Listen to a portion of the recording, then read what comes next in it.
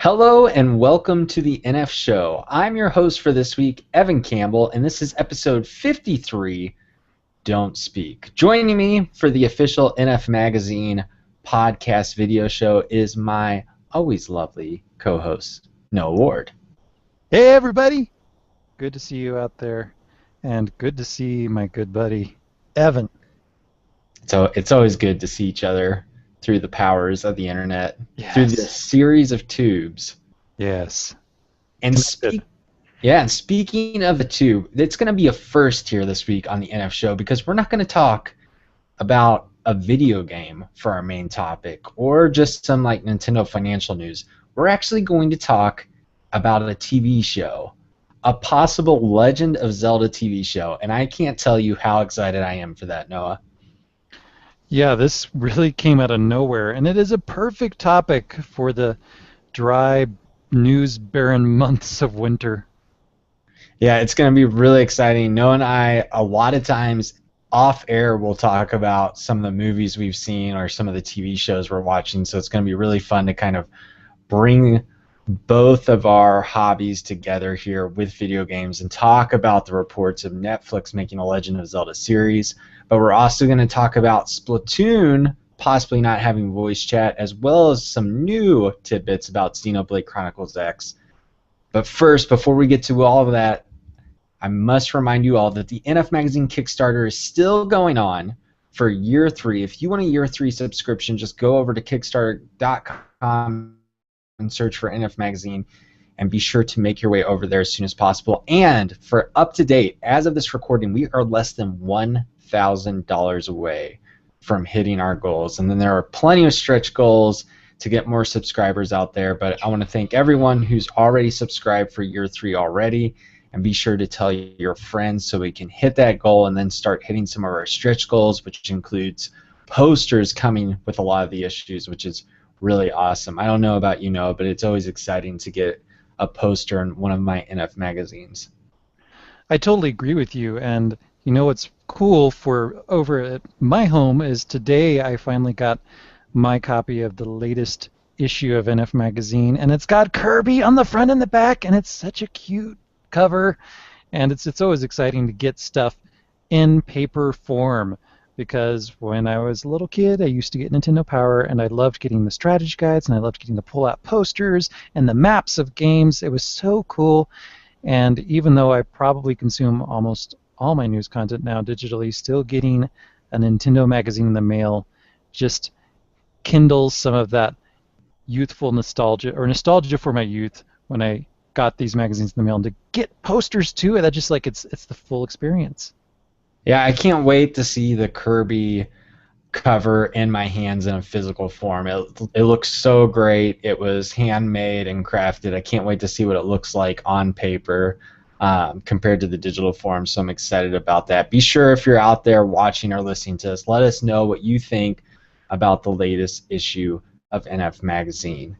And with that, we're going to get into all of the topics we have to discuss. Because we have so many, especially the Legend of Zelda TV show, we're going to skip what we're playing for this week. But don't worry, we'll be back in future weeks to talk about all the games we're playing. But I'm going to get the bad news out of the way first. According to respected Japanese magazine and publication Famitsu Noah, there won't be any voice chat in Splatoon with people you meet online. And that may have been a lost in translation, but a lot of people just took it as there's no voice chat, while there's a couple people, the optimist out there, which I guess you could count me as one of them, that there may be voice chat among friends, but you won't be able to voice chat with strangers. But all in all, it left a bad taste in my mouth. And I can say, called it! I think I called that in our predictions episode. The Wii U just isn't capable of these fancy features, Evan. You're going to have to wait to the next console generation. Please understand, it will be worth the wait. I'm trying to laugh so I don't get mad. But when I saw the news, I think all over Twitter, and I was just like, of course. Of course. Why, if you have this third-person shooter game that requires strategy among your teammates, why would you put in voice chat? That just makes zero sense. Please instead use the D-pad for me to say things like, good, you're doing great. Oh, you're Hooray! here. Play it again? Question. I I've gone on too many rants, I feel like, on here, the NF show, about voice chat. But if this is true, and there's always the hope that maybe you can chat among friends, or there could be a change in the North American and European versions where Nintendo of America or Nintendo of Europe say, hey, with this type of game, you have to have voice chat. You have to implement that. A possible added feature, though, with them coming out and arguably the same time spans across regions, that's going to be problematic. But it's just, it's something with this type of game, for me, it kills any longevity with it, with the multiplayer. I'm still excited for Splatoon, but it really, really kills a lot of the enthusiasm I had for it. Yeah, I honestly don't blame you. It's one thing to have Mario Kart and Smash Brothers continue to get major sequels without this basic functionality because we're kind of used to it. But there was so much hope that this new team, well, I guess this team made of younger and newer staffers at Nintendo, coming up with this really cool new IP and fantastic gameplay, and then adding on the single player mode and just doing all these great things, everything you could want for in a new exciting IP from Nintendo. Surely this one basic idea would be checked off and it would lay the groundwork for the Mario Karts and the Mario sports games and Smash Brothers to also have voice chat in the future. But no, nope.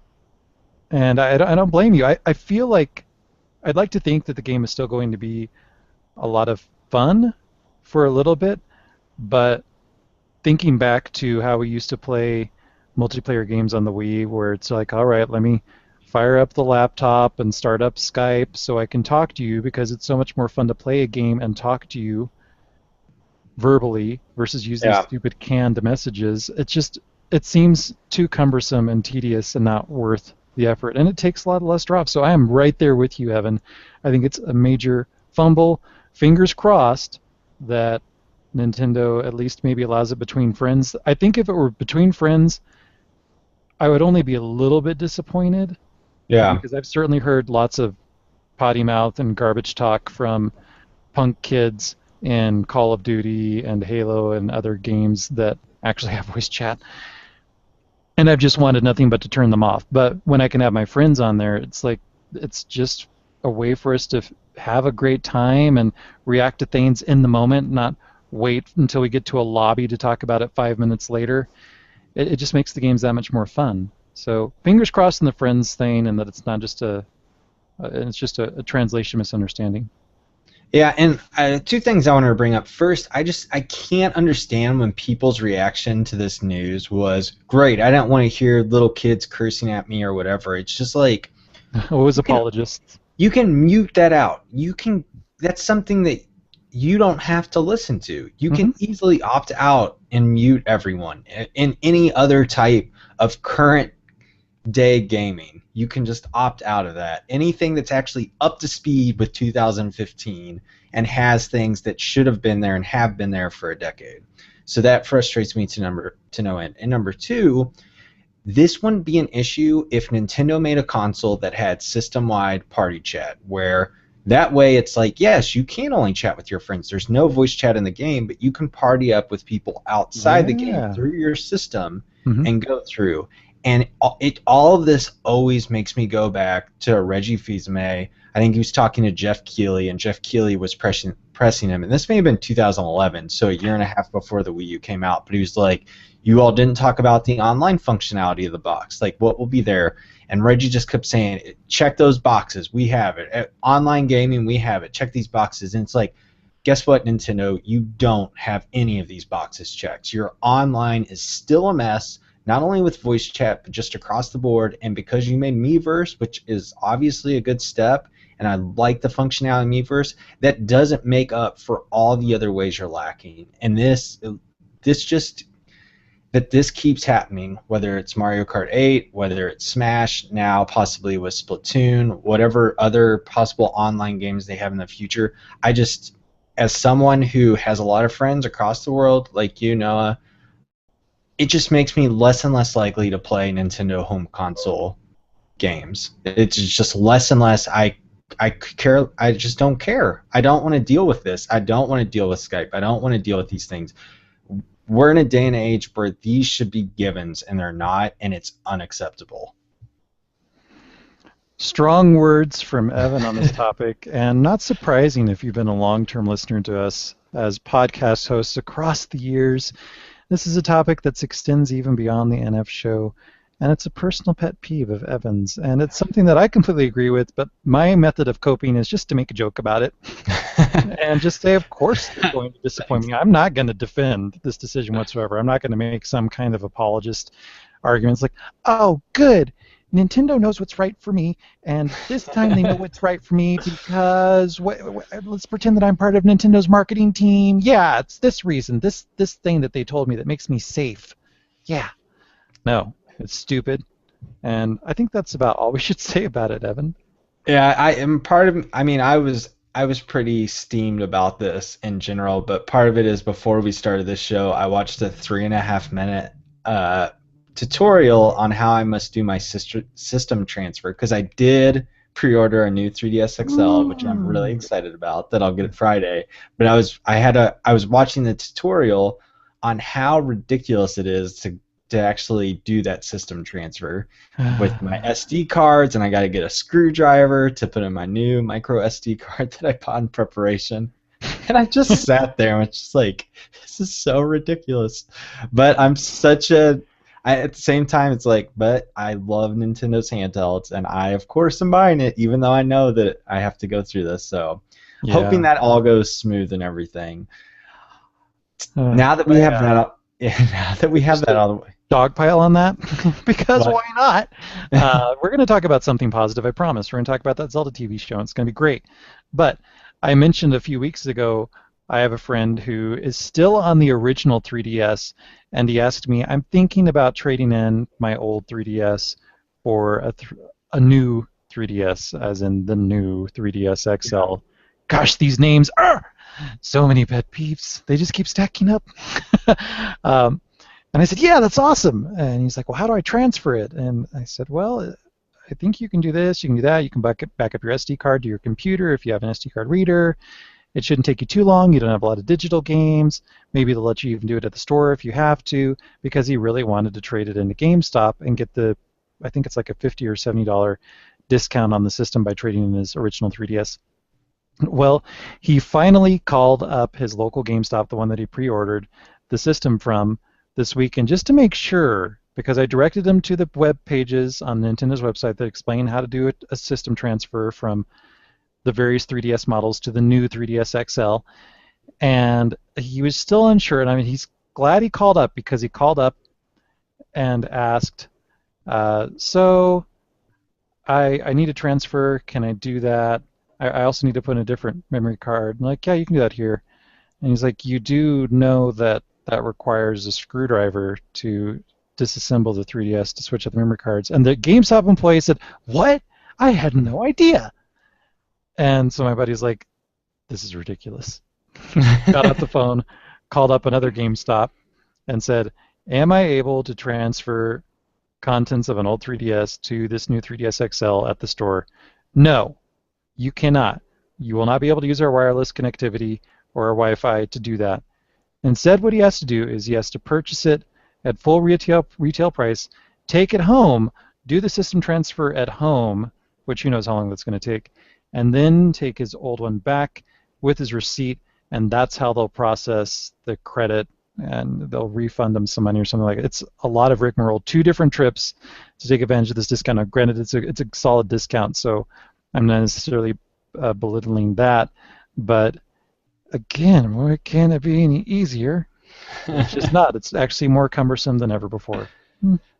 Well, let's get to the happy part of the show. Then we've got the bad news out of the way. Now comes the good news, and this one's really cool. We've kind of theorized that this was going to be possible, but Nintendo made it official that there will be 4-player online quest in Xenoblade Chronicles X. That is very cool. I'm really looking forward to that. Now, what is the scope of this though? Because I've been getting burned recently by online cooperative modes where it's like, oh yeah, you can get into online cooperative multiplayer, but if you do, guess what? You can't do any of the single player campaign missions. You're kind of stuck in this limbo where all you can kind of do is just grind XP Yeah, and I not do anything at all. they didn't really go into detail. I mean, this was a Japanese Nintendo Direct presentation. I think people were getting this actually from the Japanese eShop storefront as well, but it sounds like they will be optional quests. This isn't something where you can join up with three other people and tackle the single player portion. So it makes you wonder, is this going to be a situation like Mass Effect 3 where it's totally separate and what you get there Carries back experience in the wise game. points is it all just into this? I could see it being with Xenoblade Chronicles X, like you could level up through these optional quests or maybe you get new gear and stuff like that would be really Yeah. cool. To what extent, like how big and hefty are the online optional quests? Are there new battles you can take part in and stuff like that? That'll be exciting to see. And they also talked about that there's 32 player kind of indirect online experience where you can do item trading and share information with people too, which I thought was pretty neat. That's nice. It's kind of like an in-game economy without actual real money flying around, hopefully.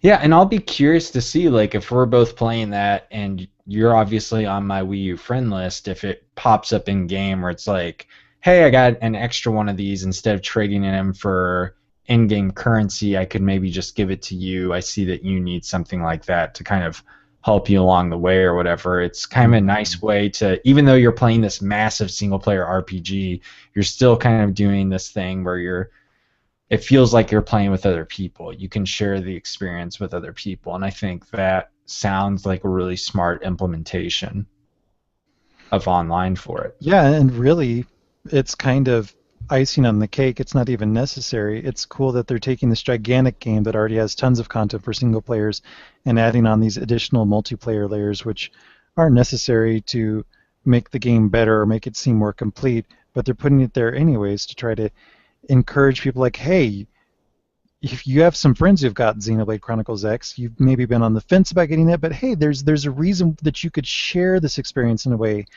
because your buddies are there. So why don't you get the game too? It's kind of I think it's going to help motivate sales more than anything. Yeah, and it's just crazy that comes out in Japan in April in 2 months. It's almost Rhine time there, and we don't have a date, but man, it's got to hit that 2015 release date for me. I need that game. It looks so great, and it's going to be really crazy if that and Zelda actually come out within a couple of months of each other this year in the United Yeah. States and Europe. That's probably a distinct possibility unless they really surprise us with Zelda and Zelda comes out in September and Xenoblade comes out in December or vice versa maybe. Yeah, I guess it really just depends on the localization, and I'm sure whoever's undertaking that, and it's probably Nintendo Treehouse. I can't imagine the amount of work and everything going into that, especially when we hear about playtests taking 200 or 300 hours, and all the optional quests, and it's just Xenoblade Chronicles was huge, so can't imagine how big Xenoblade Chronicles X could be, but it's just shaping up to look fantastic. Another exciting 2015 title to look forward to. Yeah.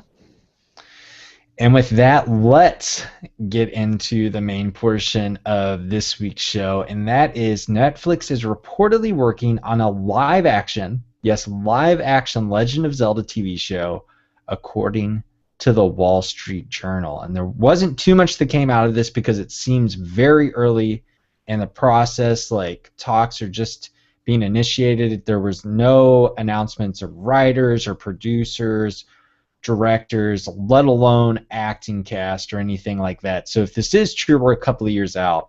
But it's supposedly described and pitched as a Game of Thrones type show for a family audience. And that's basically all we know. But it obviously got people very excited.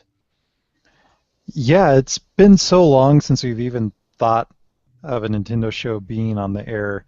I feel like the closest we got to that was that incredible Metroid Other M live action commercial that happened, and I was so excited about that just because it was live action and Metroid put together, and it wasn't even a TV show. It's just like, wow, this is so cool to see. And it seemed that since the cartoons from the 80s and 90s, that was all we would ever see. But it sounds like Iwata is staying true to an earlier statement about licensing Nintendo content out in new and unexpected ways. This may be that. Now, obviously, it's in very high level beginning negotiations. I'm surprised that it even got leaked out. If it's still as new as it sounds, it seems like it's really at the barest of planning stages. And as you and I were talking about before the show, that could mean all sorts of things. That there could be a situation that arose like when the first Halo movie was trying to be made, and Microsoft wanted to have all these stipulations on creative control and exactly how the mythology would be interpreted and presented. And here, in fact, here's our script. This is what we want you to do. If Nintendo is that heavy-handed, will Netflix want to do it? Will Nintendo be that heavy-handed? It's hard to say.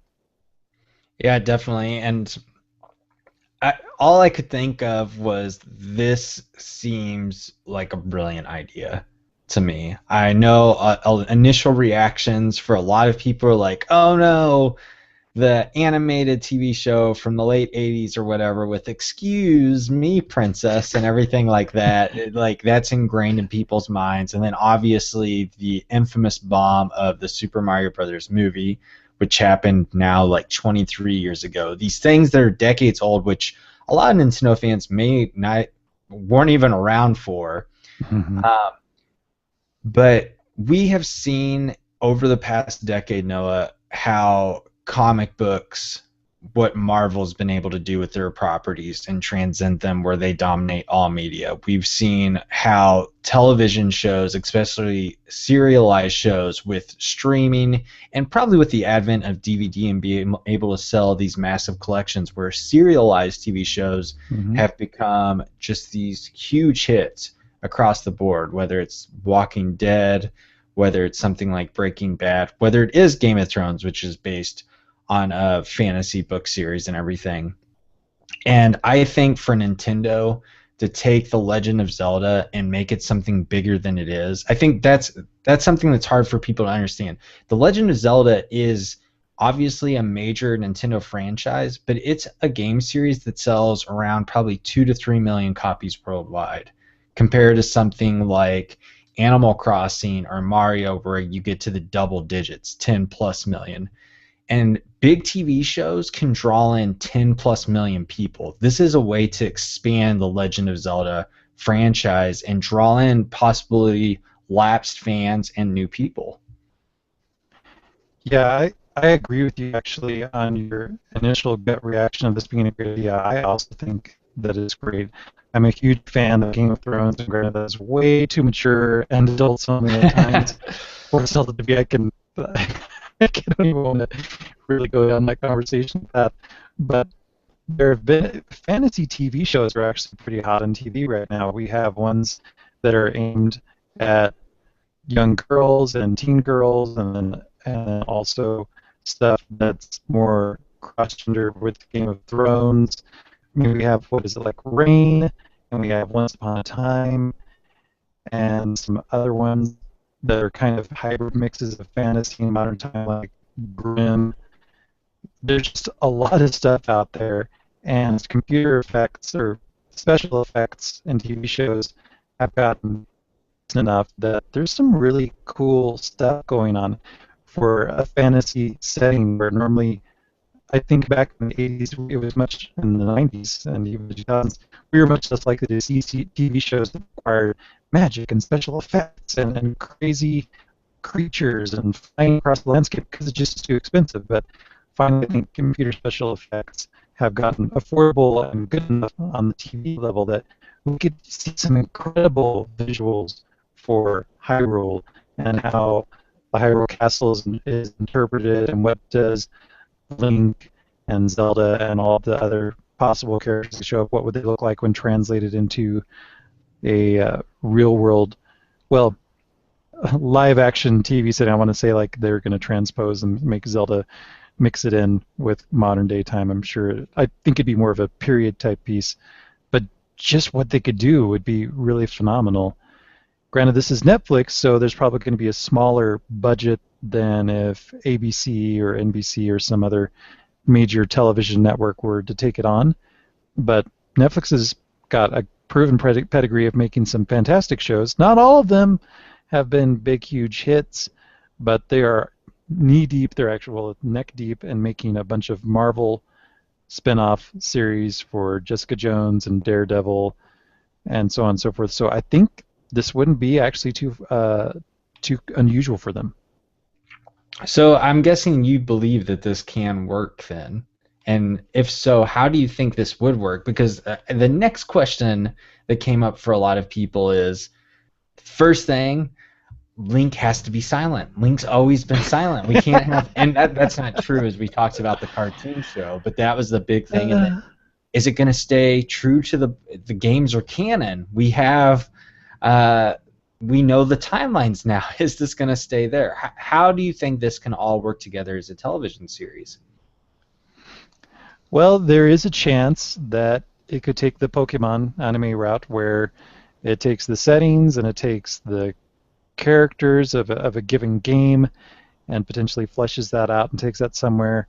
But I think it would be kind of boring and anticlimactic to see a retread of an existing storyline. I think for it to really generate interest and for both people who are familiar with Zelda as well as people who have never played a Zelda game before, I think it needs to be its own creature. And there could be opportunities to cross-promote content in the games, kind of like how Marvel's Agents of S.H.I.E.L.D. does with like, oh, we're going to have some cameos from some of the characters who are going to be in the movie that's coming out in the year. There could be some cool twists like that. Once Upon a Time has also adapted its mythology and what characters it brings in based on what's the most successful Disney movies going on right now.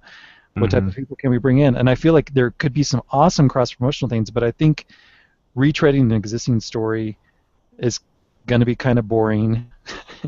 And just using all of the tons of source material as inspiration to go somewhere new would be great, and it would be absolutely ridiculous if Link were completely silent. It's not a novel idea, it's a dumb idea. We will have to agree with you. There's no reason, if Link is a character, which, you know, they could always go and expand the Zelda universe and maybe Link's not a part of it, or maybe Link's some kind of character that's off to the side. I think Link probably should be a part of it. Link is known in the games as being kind of, he's supposedly silent because he's the connection of who you're embodying, but in a TV show, that's not how it works. You connect to the main characters and they have a personality. So Link's going to need to talk. He's going to need to have opinions. He's going to need to be, if he's in the show and everything.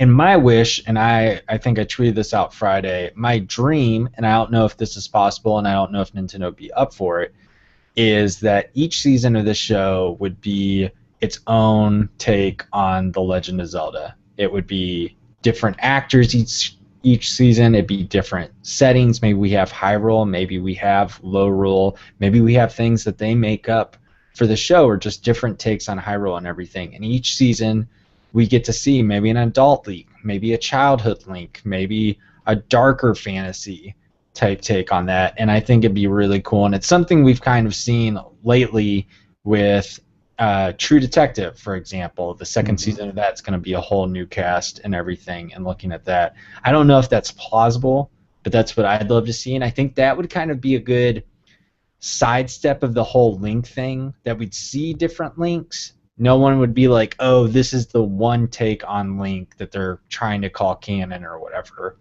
That would fix it. But I really liked what you said. I don't think that they should be holding to the games. I think it's a great idea to take really cool elements from the games, like Sheik being Zelda.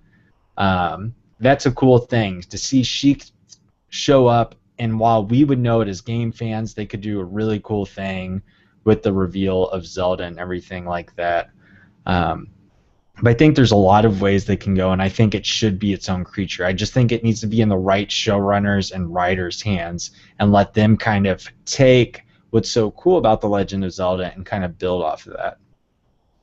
Yeah, and there's no doubt that it could disappoint a lot of people, or it could twist the mythology in a weird way that makes for good TV, but it rubs game fans the wrong way, and it could be really corny or awful. There's a chance. Let's say they try to bring Tingle into the TV show, and would that resonate or be completely creepy or uncomfortable for anybody who's not even into Zelda, or would it even be resonate for people who are fans of Zelda? They just find Tingle to be really weird. I don't know. It's a really delicate line to walk, and I think the biggest challenge up front is Nintendo deciding how much creative control and input it wants to have into the game or into the TV show's storyline and world building, because I think for me I need to address two things. I'd rather let Nintendo loosen up the reins, because there have been Zelda games with decent stories, and there have been ones that there have been games with stories that are just not that great, or that certainly wouldn't make for good TV. They're great for a game experience and getting you from one place to the next, but it's not always something that would be really compelling on TV without some big changes. As for your idea, Evan, of a different Link every season, or a different take, like now we're in Hyrule 300 years in the future or 1,000 years in the past, I really like it creatively. I think it would be really exciting and great to see, like, wow, how are they going to surprise us this year? After all, American Horror Story is another series that completely starts from scratch in some cases, does a totally different setting from one season to the next, and it actually works, which really surprised me. It's kind of unusual for that to happen.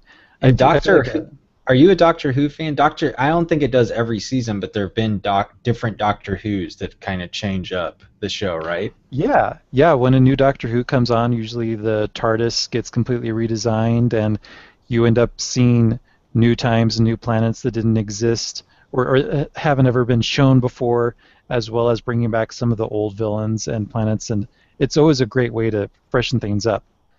My concern with it being from Netflix, potentially a smaller budget, and them needing economies of scale is I think they would probably lean towards reusing stuff more than starting from scratch. Now, there's a chance they could build a beautiful Hyrule set and have different links all the time, and the settings stay the same, but I wonder how that would all work out. I wonder if how much they're like, we have to put a bunch of money up front in costume design, costume production, set design, set production, basic special effects.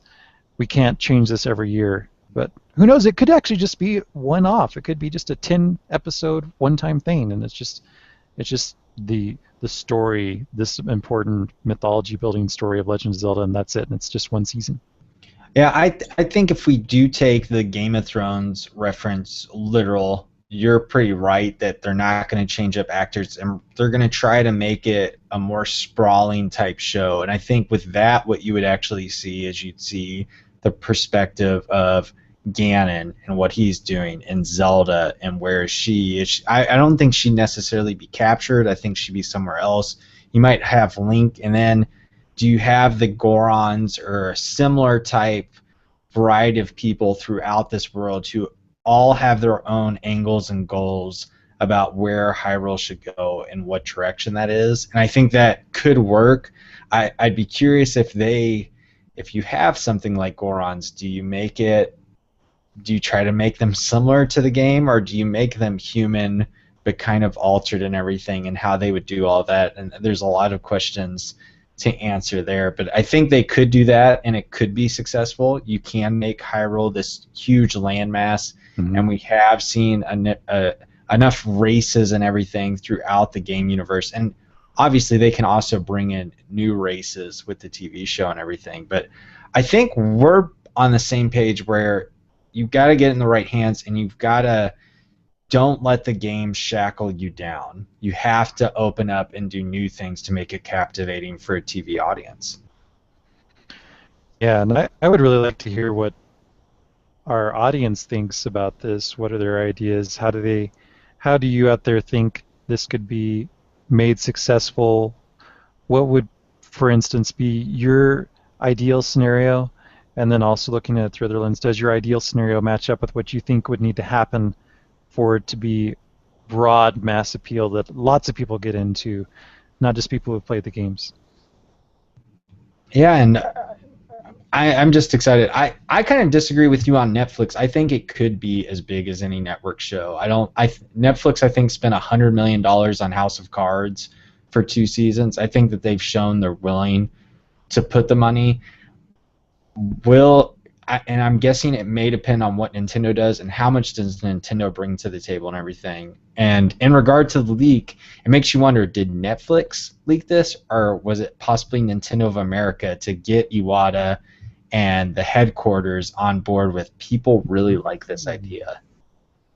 That is an interesting idea or hypothesis, and for now, I'm just going to cross my fingers that they address it at E3 and maybe give us some information. I feel like that would be a great place to say, and Oh, Nintendo wow. is expanding its business opportunities even further beyond just new devices. We're getting into multimedia. That would be really awesome. To have, Zelda's going to be a major focus, but to be like, not only will you be playing that on Wii, and it'd be too early to get a teaser, but just like a concept image of what to expect or whatever, and be like, Yeah. now you don't only look forward to it on Wii U, look forward to this new Legend of Zelda would be just amazing. And it Yeah. makes you think really quick, what if this is true and it goes forward, what other Nintendo franchises could work as possible live action TV shows or movies? Rusty's Real Deal Baseball. That'd be so depressing. I would love to see Metroid become a TV series, a sci-fi series. Man, I would love that too. There hasn't, while there is now a renaissance of fantasy TV shows, there really isn't a lot of sci-fi. And it used to be we could rely on two or three really hard or set in space futuristic sci-fi shows out there, and they haven't been catching on or been as prevalent as they used to be in the last 20 years. And Metroid would be so cool. I'd love that as well. I wonder if something more comedic, like Kirby, right back at you. no, or something Animal Crossing-esque or Tamagotchi Life-esque, if that could make some kind of comedy platform or comedy show. Animal Crossing as a cartoon show makes a lot of sense. I think you could have a lot done with that. You already have so many characters and stuff like that, and with it being popular, I definitely think a Metroid sci-fi TV series would be cool, or just a movie, a one-off, very isolated. I mean, it's Metroid is heavily inspired by Alien. I don't know if you'd go that dark because it's a Nintendo franchise, but I think you could do a lot of cool stuff there. And then there were obviously the leaks from the Sony hack that Sony was looking at producing an animated Mario Brothers movie. Yeah, which was also another what? And I guess that just kind of re-cements the idea that yes, Nintendo is trying to follow in other companies' footsteps and license its IP out there in new ways, and that would be really that would be it could be good, but I don't know. I feel like Mario gets enough exposure all the time. I don't know if a TV show would really add anything extra to that. Yeah, I think the movie idea makes sense, but I just love all of this. I think these are very smart moves from Nintendo. I think Zelda especially should be at the forefront because it is, once again, one of the mega franchises, but I just feel like it could be blown up so much more. And I know so many people that used to play Legend of Zelda games, and they just kind of fell out of gaming, or they just, they don't play on Nintendo consoles or anything more. And I think that this, with future Zelda games, if they're into the show, it could bring them back into the fold. So I hope we see this moving forward. I know it's not going to happen anytime soon, but I love your idea of Iwata presenting it at E3. So What if Iwata said that there was going to be a Star Tropics live action series? I want to see Star Tropics in the game. Now, you know what? A CGI Star Fox movie or show Yeah. could actually be pretty darn cool. It could. That would actually be a great comedy sci-fi show that I would love to see because they're flying forest animals that are talking. It's like When the Willows meets Star Wars. It's just kind of corny when you look at it from far away, in spite of how much I love those games and everything. But it could be really funny because there's just a campy air to it as it is, and Guardians of the Galaxy shows that you can have a forest animal that talks and really resonates with people. Yeah, I'm so curious what's going on behind the scenes, and I wonder how much. It's great that you brought up Pokemon. How much has Iwata talked with the Pokemon company? Because you have to believe the Pokemon anime and the movies that have come out over the past 2 decades. That's a huge help in keeping Pokemon in the forefront of kids' minds, especially, and expanding that. And they've done such a good job of going into different media types, and it's going to be fun to see how Nintendo can do that going forward. And this might be the start of a new day of Nintendo properties and TV shows and movies, and I think that's just super exciting. Yeah, I agree with you. But yes, like Noah mentioned earlier, be sure to let us know what you think of a possible Legend of Zelda Netflix series. You can email us at show@nfmagazine.com, or you can leave us a comment on YouTube, or you can always tweet at us. We actually have some Twitter feedback this week, and we have a bunch of stuff to discuss from what you wrote in. So I'll let Noah take it away. Thank you very much, Evan. If you out there would like to write in your ideas, reactions, or responses to this week's episode, send them into show@nfmagazine.com for email feedback. You can also tweet us, and you can also leave comments below this video over on our YouTube channel, youtube.com/nfmagazine. We'll let you know our Twitter handles at the end of the show. But first of all, speaking of Twitter, that's going to be our first piece of feedback that we'll jump into. Man-at-Arms2032 tweeted us regarding comments last week about new consoles coming out so soon. Don't you think that might create brand distrust? Evan? I don't, honestly. We were talking about 2016 for both consoles. The 3DS will have been out 5 years at that point. We saw the DS come out 3 years after the Game Boy Advance. And regarding the home console, that'll be 4 years for the Wii U. The typical lifespan of a Nintendo home system has been 5 years, and with how dire the situation is with the Wii U, you have to realize it hasn't sold 10 million units yet, and that's less than half of what Nintendo's worst selling console ever, the GameCube, which ended up around like 23 million, is at. So Nintendo, I don't think at that point is worried about necessarily the people who bought it. They're worried about how they lost 90 million consumers on the home system. The Wii sold 100 plus million systems. The Wii U still trying to get to 10 million. Yeah, I think it's more. I think the bigger concern is will people be ready to make an investment in a new console this much out of sync or cycle with what the other machines are? Given that both Sony and Microsoft's machines had longer lifespans than ever before, and Nintendo's been still doing the every 5 years, I actually think the market might be excited by a new extra option, but I also am worried that coming out of releasing outside of the regular cycle might make Nintendo feel like a novel or gimmicky approach is needed to get people's interest and get people interested in purchasing yet another option in addition to whatever they may have already committed to. As far as brand distrust, I think Nintendo's handheld strategy, if anything was going to cause brand distrust, that's what should do it, because there's a new handheld every year and it's kind of annoying. In some respects, depending on what type of functionality is included that wasn't included in the first time. So I think the handheld's performance and success and adoption rate amongst people, that Nintendo could still continue to do well, releasing new versions of handhelds every year. I think with consoles, if it had been like 2 years and Nintendo said, all right, new console, yeah, that would be really lame. But 4 years, Microsoft did that with its first console.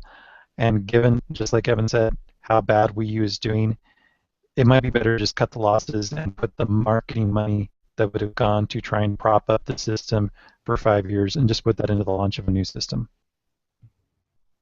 Yeah? Okay. Back to me. That was just a quick look at Evan to confirm. I know you had nothing else to say. Yeah. Now we're going to jump into emails. First up from Richard S. With the release of the new 3DS and hearing about the most recent sales numbers for 3DS and Wii U, I was wondering if you guys think the Wii U would benefit from a redesign and repackaging. This is perfect timing, Evan. Wii U most likely has at least 2 or more years before the successor is ready. Would changing the look of Wii U and redesigning the gamepad to make it look a little more sleek and modern help? And maybe bump up the hard drive to 100 gigabytes, or put the Amiibo logo on the box since they're so popular. Since it seems so many of us are considering double dipping on the 3DS by getting the new 3DS, maybe Nintendo could get us all to buy another Wii U. Hey, it could even be called the new Wii U. Ha ha. Which I don't like that name at all. Spoilers, right? Can you tell? This is great timing, Richard. It's almost as if it was planned that this email was placed right after that previous tweet. I don't know. Evan might have planned it that way. This is the strategy that you're proposing, Richard, has definitely proven to work before for other companies. I think Sony's PlayStation 3 is a perfect example of rebranding, repackaging, changing the logo, font, and also dropping the price. That could definitely do something for the last year of Wii U's planned stay on the market to drive a little bit more energy. And I could see that happening. If that happened and we got a Wii U Slim or something like that, and some other extra little piece of functionality like the handheld systems get when they get their iterations, something's not that doesn't require a brand new system but makes the gamepad that much more attractive, yeah, that could maybe postpone a new console to 2017. What do you think, Evan? I don't think a repackage would postpone the next console. I think it could be really smart if it helps Nintendo cut the cost on production, and also brings it to a lower cost, $250 and lower, and brings added functionality. I think a bigger hard drive would make sense. I think 100 gigabytes would be perfect. I think with the gamepad, just maybe an HD screen where you're getting 720p with or whatever. Accurate colors. Yeah, with better coloration and everything would help a lot of people. And I think the Amiibo logo on the box is genius. Maybe it comes with an Amiibo even to get the collectors out there, a special Wii U if you want to be very devious, which I know Nintendo possibly could be with that and everything. But I think it'd be smart. I don't know if Nintendo's strategy with the Wii U has basically just been to keep it the same price. We didn't see any sales over the holiday season. We just saw Mario games switched out for its system bundle. I think it would be smart, but they just seem to be like, I don't know if they have so much stock that they're still trying to get rid of because of sales or everything. That's the only reason I'm a bit wary of that actually happening, but I think it makes a lot of sense in a lot of ways, Richard. Yeah, and in my opinion, the new 3DS is exactly what you're talking about with this Wii U packaging. I really could see 3DS's successor coming out next year, but I might be a little too aggressive on that. We'll find out as the year goes on. Our next email is from Burind V, who wrote in, "Hi, Evan and Noah, the best podcasting duo." Thank you. Thank you. Noah, you must not feel bad. I agree with you about Monster Hunter. I'm not really big on the series. So here's my 4 codes for North America. It was really cool that he took the time to send us these demo codes, and because he certainly didn't want them, I don't want them. But as it turns out, Capcom was a step ahead of us, and now you can get a demo for the game for free. So thank you very much, Bryn, for providing your codes. I guess we don't have to use them at this point because whoever wants to go and get them, North America can go download a demo right now. Exactly. Our next email is from Keith M, who wrote, "Hey guys, I just thought I'd fill you in on my latest development on Amiibo."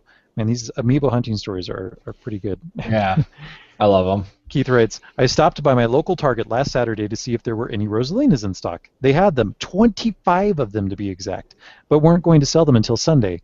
Well, on Sunday, I woke up at 8 and immediately beelined to the Target. I got there at 8:15 and they were sold out.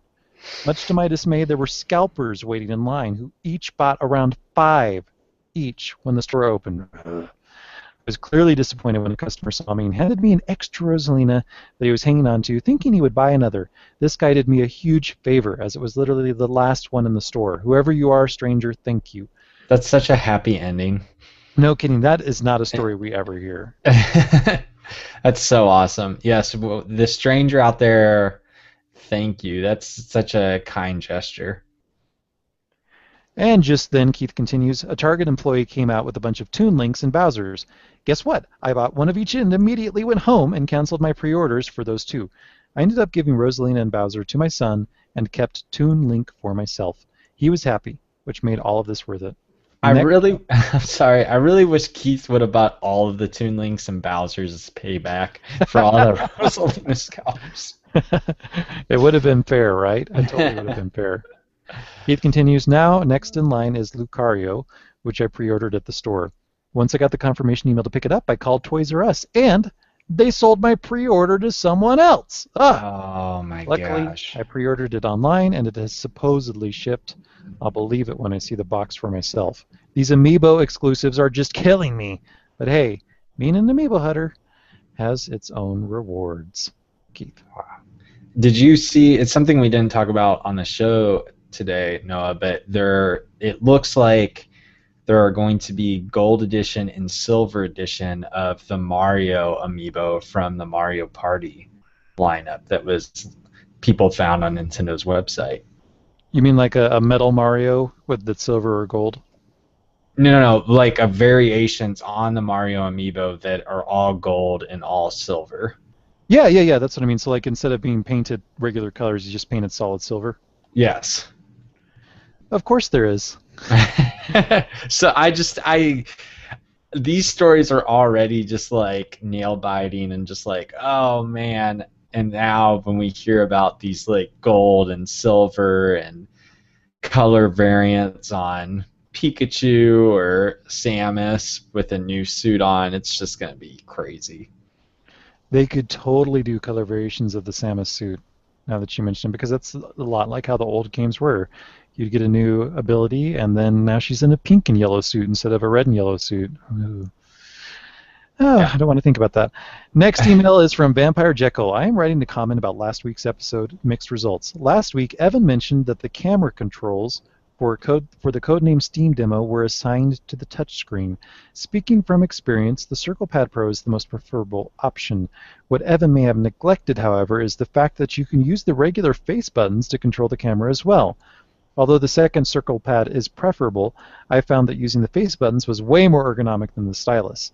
This means that for those looking to upgrade to the new model or are considering a Circle Pad Pro purchase, a second Circle Pad is not really a necessity, as the game can be comfortably enjoyed without an auxiliary Circle Pad. I also wanted to share my impressions of Shantae and the Pirate's Curse.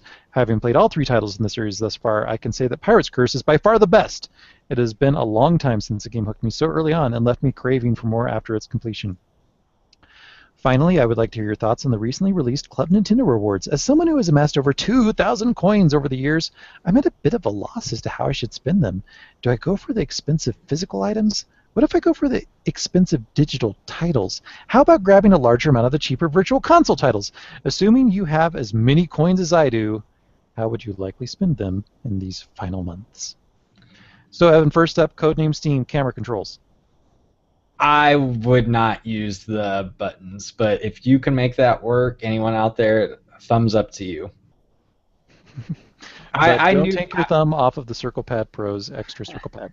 I did know that. I don't think I spoke about that last week, so I appreciate Vampire Jekyll bringing that up. But I can't imagine spending so much time in a turn-based game and using the buttons as a way to move the camera. That sounds dreadful to me personally, but if it works for people, here at the same time I worked with Kid Icarus's controls and know you hated those, so it's each their own. Yeah, that's something that keeps crossing my mind when you were talking about the control challenges of Codename Steam. If you were forced to play it for, I don't know, 5 hours, would you eventually acclimate to it like you did with Kid Icarus, or is it just a no-go? I don't Codename Steam's not the same because it's not like you have time to line up your shots. It's not this like super action packed. But I definitely agree. I think the game was made, and of course they knew about it with the new 3DS in mind. I feel like it's gonna play so much better and easier just having the second, well, not the second, having the C stick, which operates like a second circle pad. As for your Club Nintendo dilemma, I am more of a physical goods fan versus digital games.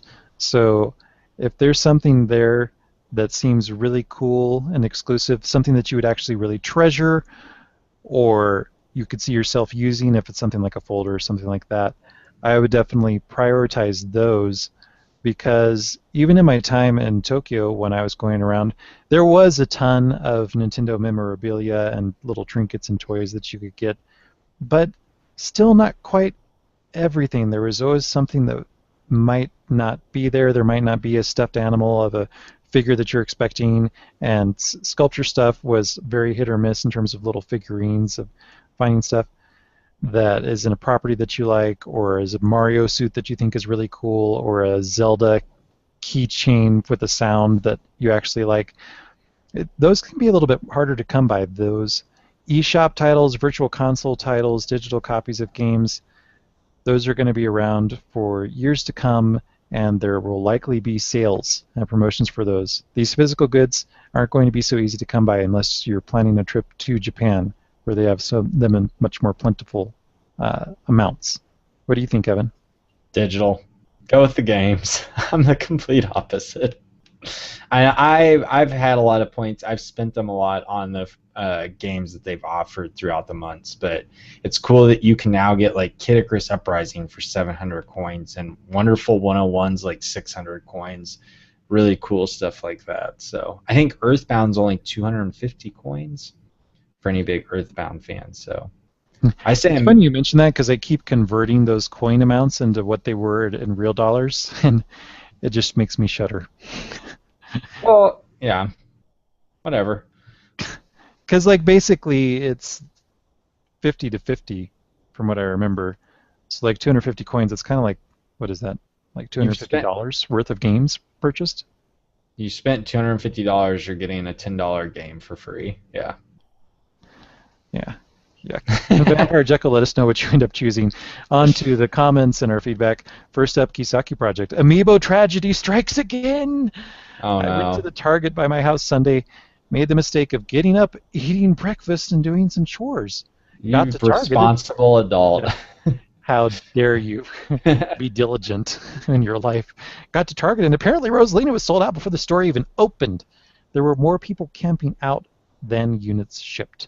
Wow. Nintendo is really dropping the ball. Then, according to the online showing, that same Target had Toon Links in stock the next day, got there, and none in stock. I hope Toon Link becomes common given how successful the regular Link is.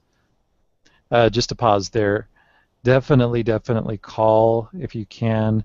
As much as I want to trust the websites, getting someone on the phone and saying, hey, could you actually just hold that for me for the next 20 minutes? I'll be right there. Just put my name on it. And if I don't show up, some stores will let you do that. That's what definitely I would advise, versus getting your day ruined by getting all excited, like, oh, I'm going to get it. I'm going to get there. They have plenty, and it's like, they have none. It's the worst. And Evan agrees. Look, see? That's the look of agreement over there. Continuing on with Kisaki Project's comment, sorry, Evan, that you didn't like Starship Diary. I guess you should be skeptical of my recommendations going forward. I'll have to check out the fall. That's ridiculous. I won't be skeptical. I love hearing recommendations from you and everyone else on the show.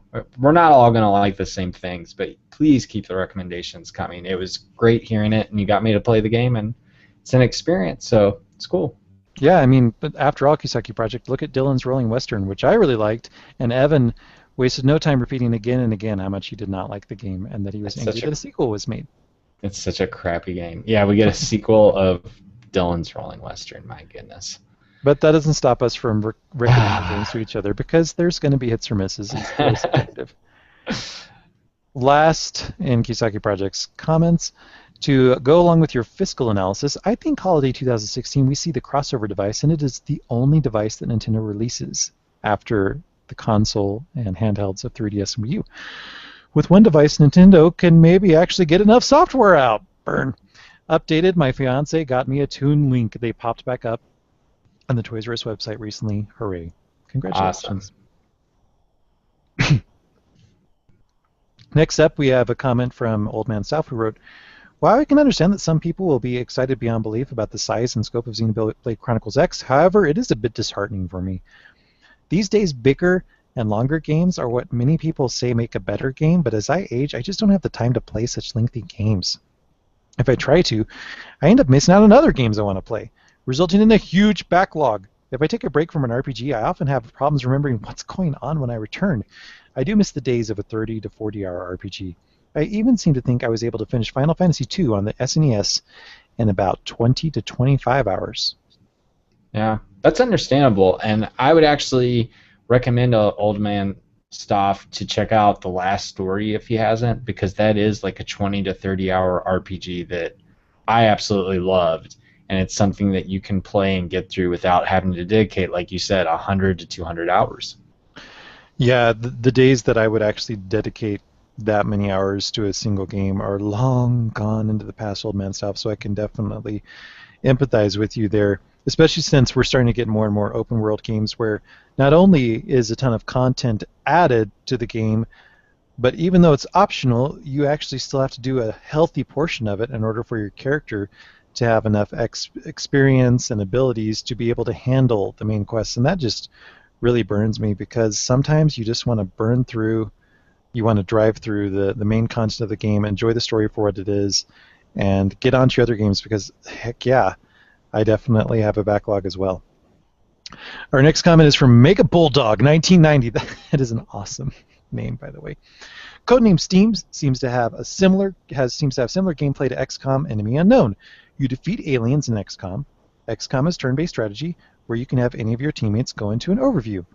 Playing the Steam demo and Monster Hunter 4 Ultimate demo, thanks again, Evan, for the demo on Twitter, has pushed me to upgrade my 2DS to the new 3DS XL.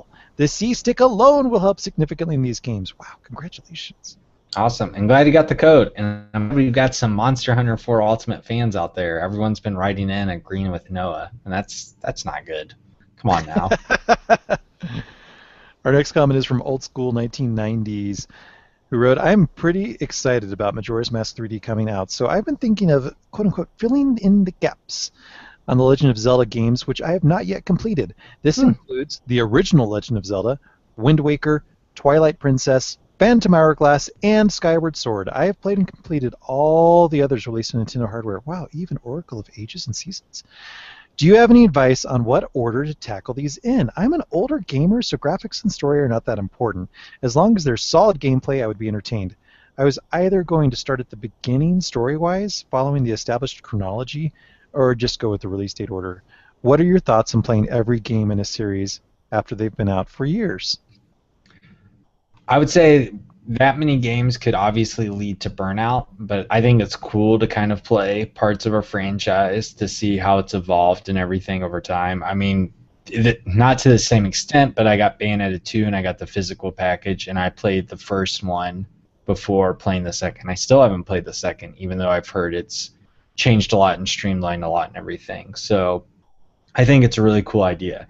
As for advice to tackle them, I don't know if I have like a pattern for all of them. I would say the original. It's by far the shortest of those, and it's one of my favorite games of all time.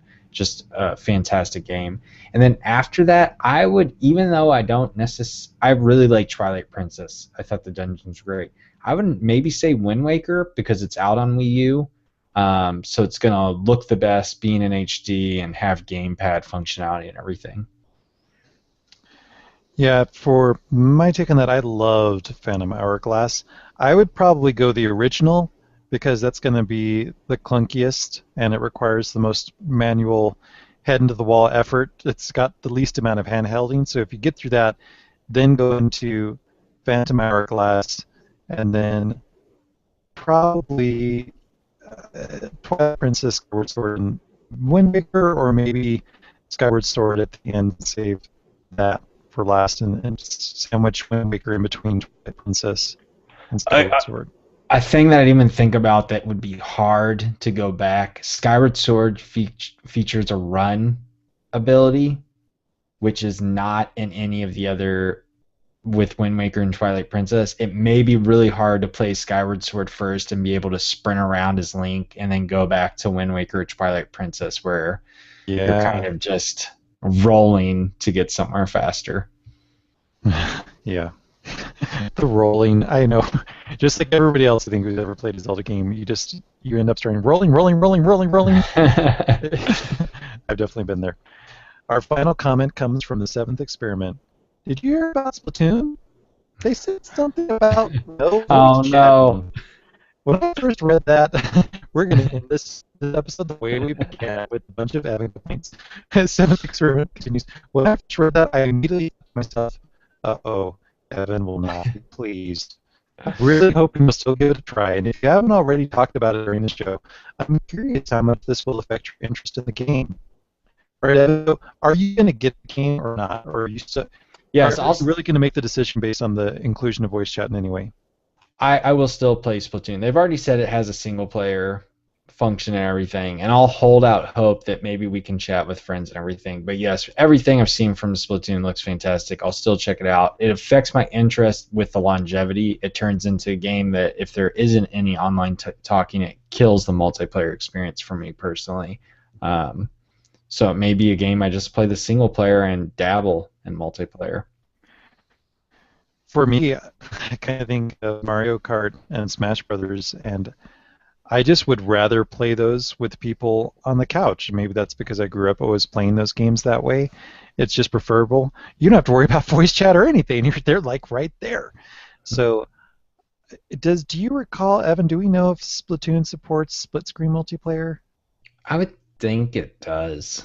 I can't remember recalling, but I would think that you'd have four-player split screen, or at least just two-player. You would think with the gamepad and the TV, but Yeah, yeah. So if it does, that would be kind of nice. I think I still want to get the game just because it looks so fun, and I really love the ideas that are being put into this new franchise. Well, not cross my fingers franchise. This may be the first and last game, the only Splatoon.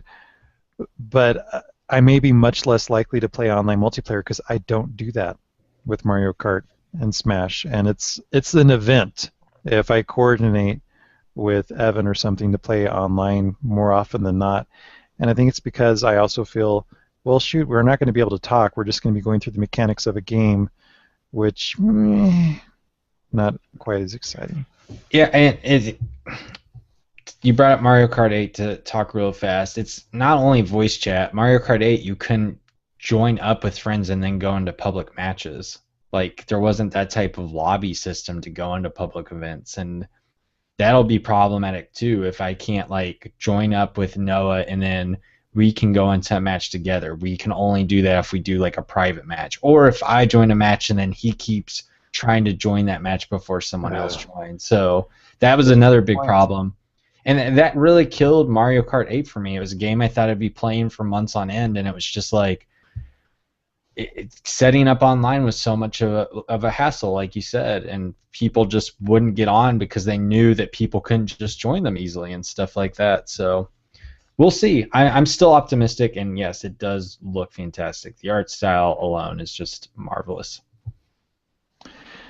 Continuing in the seventh experiment's comment, speaking of getting my Nintendo gear, recently I've been having a Nintendo goods craze. My source?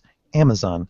Some of the things I've purchased include a special themed 3DS XL case, a set of little miniature Super Mario figurines, and a set of 10 Kirby figurines plus a Warp Star that really reminded me of that time Noah went on vacation and came back with a set of Kirbys.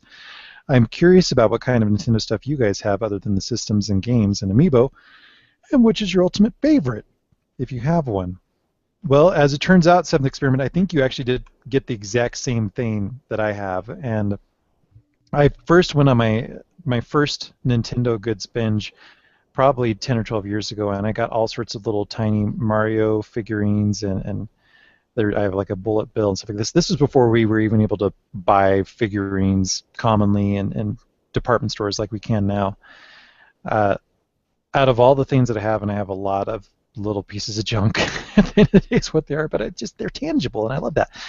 I think my current favorites are actually that Kirby balancing thing, because that's the reason why there's 10 of them is the objective is to balance these things that aren't made for balancing whatsoever into really impossible cheerleader type pyramid formations.